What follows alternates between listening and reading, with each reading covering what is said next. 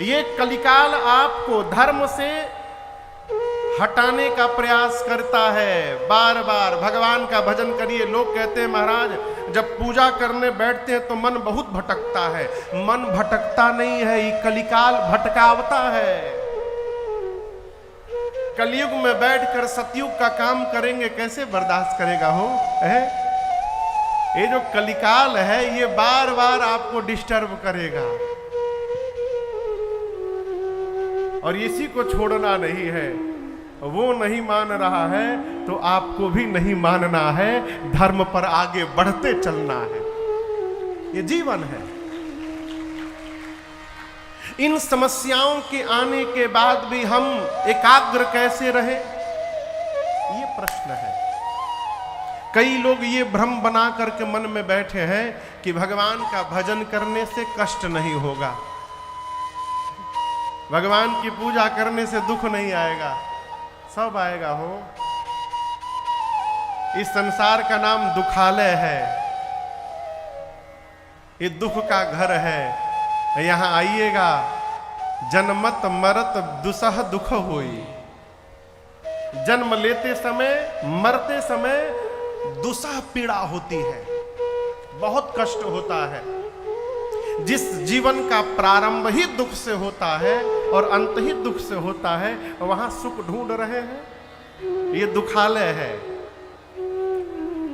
तो महाराज भजन करने का लाभ क्या है?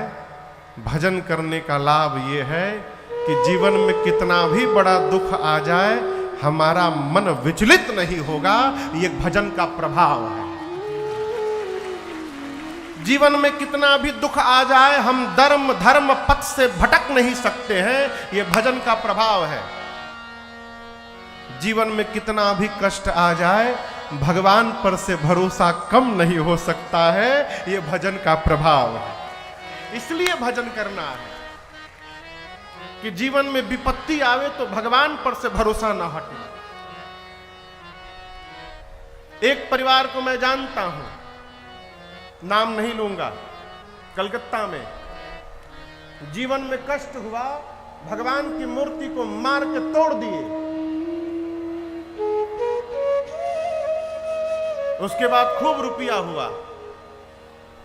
एक दिन मिले, बताए बड़े गर्व से, सुनता रहा। लेकिन आपको बताऊं, जाने के पहले 50 साल की अवस्था में चले गए, जाने के पहले उनके लड़कवा घरवा में बांध बांध के पीटते थे उनको। वो दुर्गति भाई, वो दुर्गति भाई आप कल्पना नहीं कर सकते हैं। शंभू चाचा भी जानत है। इसलिए भगवान के भजन आवश्यक है कि जीवन में कष्ट हो तो भगवान पर से भरोसा कम ना हो जाए। झंझट कहां नहीं है, वो झंझट यहां झंझट कम है का? ये जो बाबा बैठे हैं, बगल में पार्वती मैया बैठी हैं, कपार पर गंगा मैया बैठी हैं, ये कम झंझट है का हो? आप अपने श्रीमती जी के साथ बैठ के कहीं देख लीजिए, आप दर्शन करिए बाबा को। ये अग्नि है, नेत्र, तीसरा नेत्र। अग्नि के ऊपर गंगा जी जल को बिठा के रखे हैं। ये झंझट नहीं है तो क्या है आप बताओ? बाबा के गले में सांप है, गणेश जी की सवारी चूहा है। सांप के सामने चूहा भी फुदकता रहता है। सांप से चूहे को बचा के रखना है, ये झंझट नहीं है तो क्या है? कार्तिकेय जी की सवारी मोर है, मोर सांप को छोड़ता नहीं है, लेकिन मोर सांप आमने सामने है, दोनों को बचाना है। झंझट है कि नहीं है? बाबा चलते हैं नंदी पर, हमार माई चलती हैं बाघ पर। बाघ के आगे, सिंह के आगे नंदी महाराज। एक ही पार्किंग एरिया में दोनों लोग खड़े हैं, कोई टच नहीं कर रहा है। ये झंझट नहीं है तो क्या है? इतनी समस्याओं को भी लेने के बाद हमारे बाबा आनंद में रहते हैं। क्यों? कारण जानते हैं। तुम पुनि राम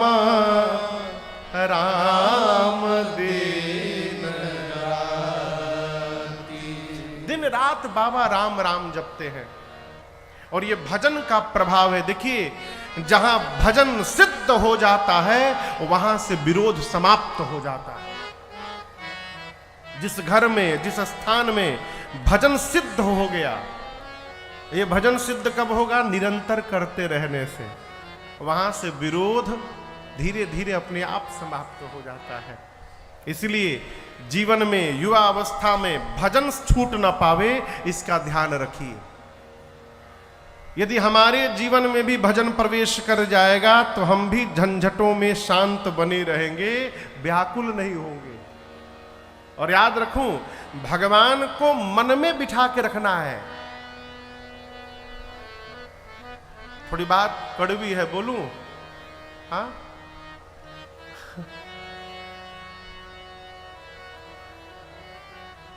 घरवा वाले मन को डस्टबिन बना के रखे हैं। किसी को चिंता नहीं है वो आपके मन की। सब यही पूछते हैं, आप हमारे लिए क्या करते हैं?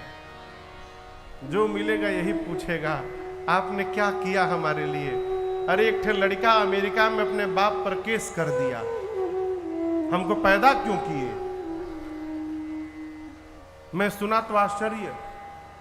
हम और आप बहुत बढ़िया देश में रहते हैं साहब, अमेरिका में आप बच्चे को छू नहीं सकते हैं, तुरंत 191 मिला देगा। 911 ऐसा कोई नंबर है वहां पर, पुलिस आ जाएगी, आपको जेल हो जाएगा। आप कैसे मार दिए? इतना आतंक। आप छोटे बच्चे को अपने साथ सुला नहीं सकते, उसके लिए अलग से बिस्तरा लाना पड़ेगा। कब वो घर में चेक इन हो सकता है?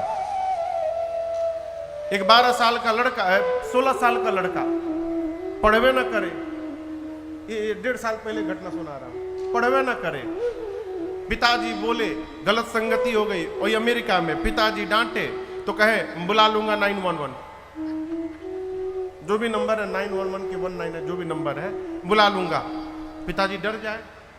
एक दिन इतना परेशान किया कि उनका हाथ उठ गया, पहली बार बच्चे को चाटा मार दिए। उसने फोन करके बुला लिया पुलिस को, पुलिस आ गई, उनको जेल ले जाने लगी। प्रेमचंद जी, उन्होंने कहा कि देखिए मेरी मानसिक स्थिति बिगड़ गई थी, मैं बीपी बढ़ गया था, उसमें मेरा हाथ उठ गया। तो पुलिस ने कहा फर्स्ट एंड लास्ट चांस दे रहे हैं। पुलिस चली गई। 6 महीने के अंदर उस आदमी ने इंडिया में अपना बिजनेस का पूरा सेटअप तैयार किया, धीरे धीरे, घर में किसी को नहीं मालूम। 6 महीने में इंडिया में पूरा बिजनेस सेटअप किया, यहां आके घर खरीद लिया पूरा, और वहां का सारा संपत्ति बेचा। पूरे परिवार को लेके इंडिया चलना है, अब इंडिया में बिजनेस करेंगे, यहां लॉस हो गया। दिल्ली उतरे लो। दिल्ली उतरने के बाद जैसे इमिग्रेशन क्लियर हुआ,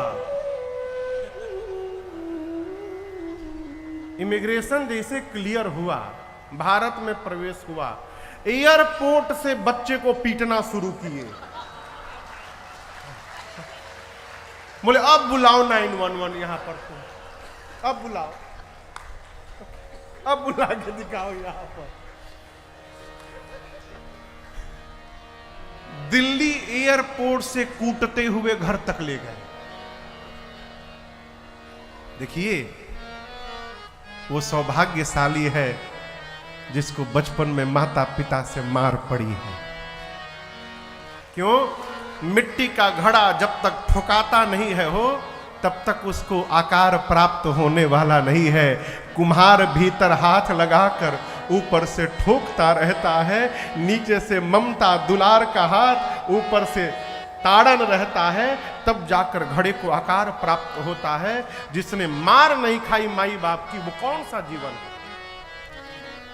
और याद रखिएगा, आपको डांटता भी वही है जो आपको प्रेम करता है, आपको मारता भी वही है जो आपको दुलार करता है।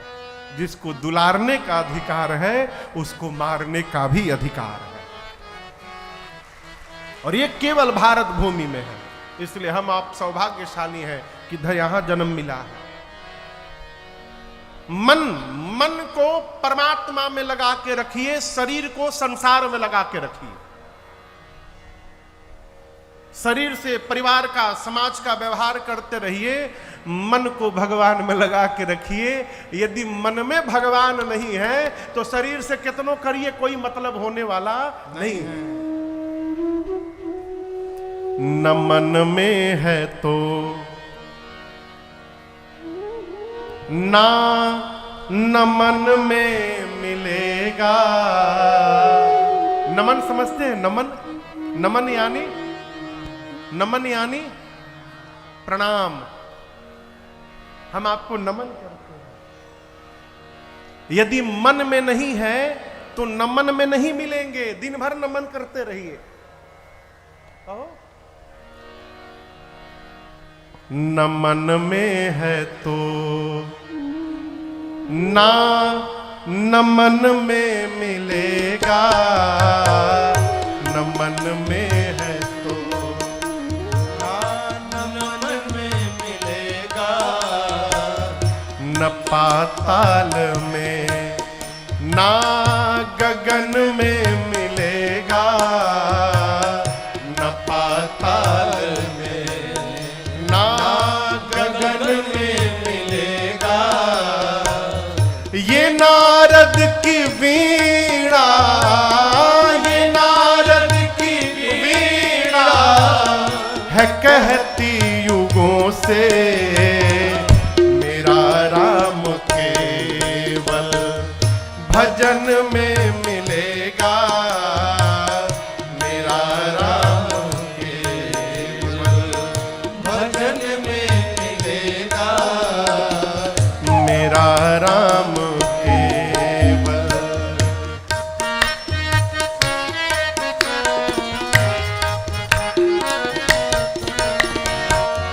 कभी ध्रुव कभी भक्त प्रहलाद द्वारे। कभी ध्रुव कभी भक्त प्रहलाद द्वारे। कभी जाके शबरी की किस्मत सवारे। कभी जाके शबरी की किस्मत सवारे। वे अविलंब आते हैं, ये अविलंब आते हैं दुख की घड़ी में। मेरी पीड़ा और राम के रुदन में मिलेगा। वो पीड़ा और दुख के रुदन में मिलेगा। मेरा राम केवल।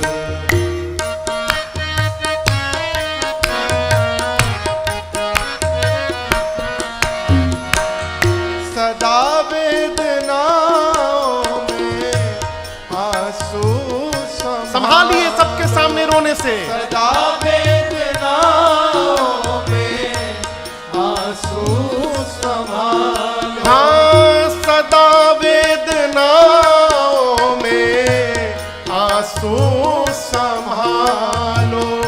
सदा वेदनाओं में आंसू संभालो। किसी भी तरह प्रभु के चरणों में डालो।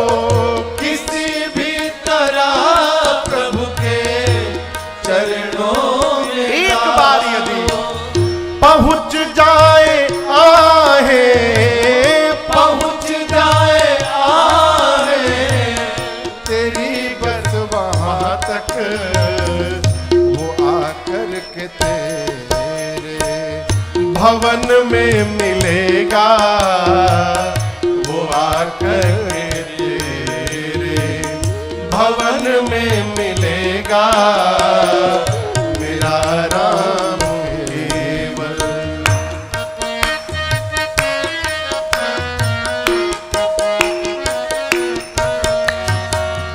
जो राजन विनय से बुलाते रहेंगे। जो राजन विनय से बुलाते रहेंगे। दयालु है राघव जी